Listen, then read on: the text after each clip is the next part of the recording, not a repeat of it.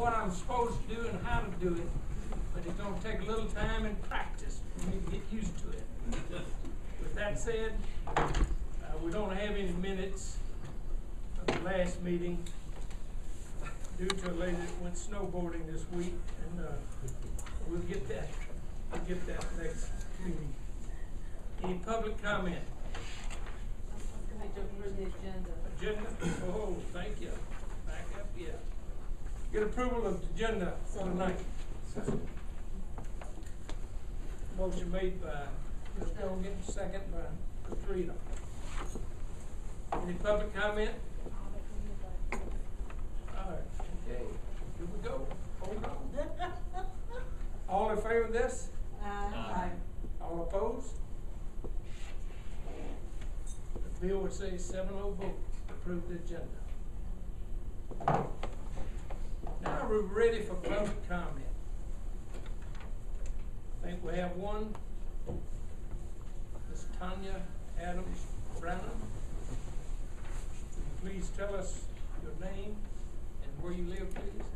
My name is Tanya Adams Brandon. I live at 120 Woodland Lane, Warsaw, South Carolina, and that's 29369. Mayor and City Council, I'm coming to you today on behalf of the Human Relations Commission, and I wanted to take this opportunity to just share with the mayor, the council, and the citizens of this community about some great events that are coming up this week leading up to Martin Luther King Unity Week celebration. And we would like to take this time to invite you and ask that you mark your calendars to come to these events. We're going to have one that's going to be on Saturday, and that's January the 16th. We're going to start at Cornerstone Baptist Church at 10 a.m. and then we're going to proceed down to Trinity United Methodist to end that March.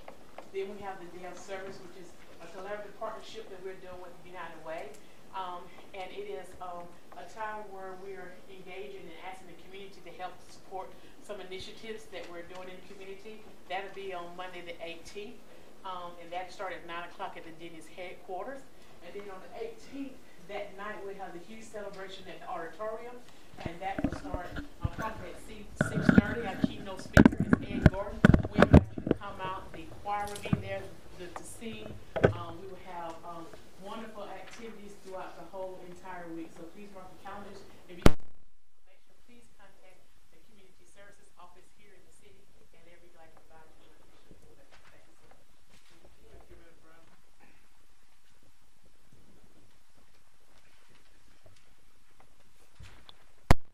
First, item 6 is election of Mayor Pro Tem.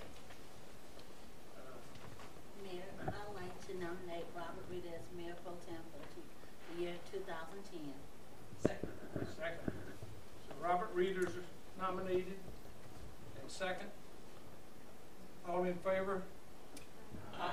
All opposed? So Mr. Reeder, congratulations. Thank you, Mayor. Item 7, appointments to Appalachian Council of Governments, ACOG Board. I asked Renee Carbo, Councilor Renee Carbo, and Councilor Kate Robert to serve on this board. Need a motion on that? So moved.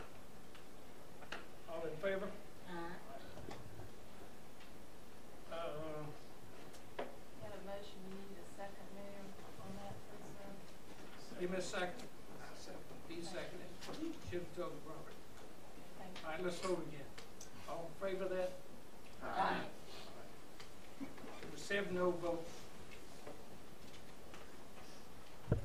We got item 8, resolution to ratify previous acquisitions and approve future acquisitions of property to be fulfill federal grant requirements of the Neighborhood Stabilization Program. Presenter Wes Carruthers, Neighborhood Service Director. Happy New Year, Mayor. Thank you. We're requesting under this Neighborhood Stabilization Program the authority to make voluntary purchases of acquisitions for the purposes of land banking, foreclosed or distressed properties,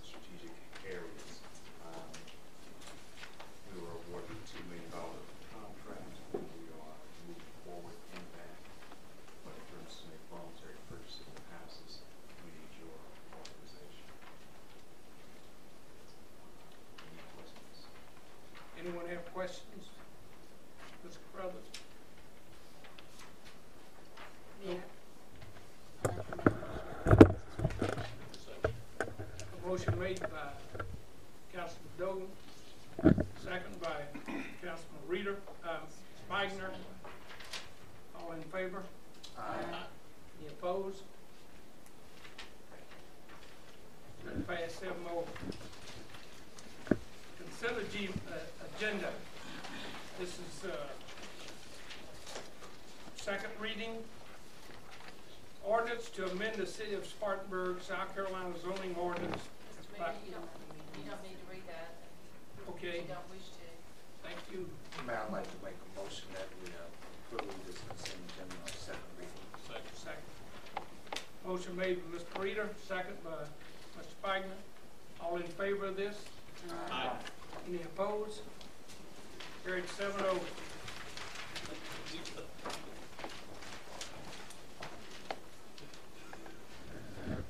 Other business. Brownfields grant briefing. Mitch Kennedy. Good evening, Mayor, members of council, and happy New Year as well. At this time, I would just like to take a brief moment to update you on the brownfields program.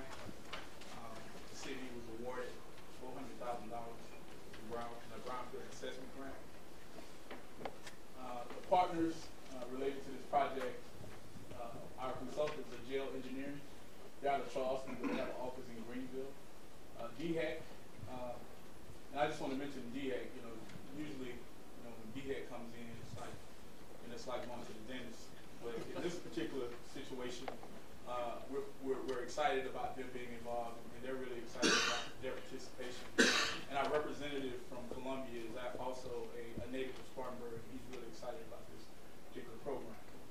City of Spartanburg and EPA, and I just want to mention related to EPA, the city and our county have a long-standing relationship with EPA going back to the Arkwright Regenesis effort, and a lot of it is due to Harold Mitchell, and I thank him for that. But we have a really good relationship with EPA. Brownfields definition: brownfield sites are real property, the expansion, redevelopment, or reuse of which may be complicated by the presence of hazardous substance, pollutant, or contaminant. Often, it's just the perception of potential contamination that is preventing redevelopment of the site.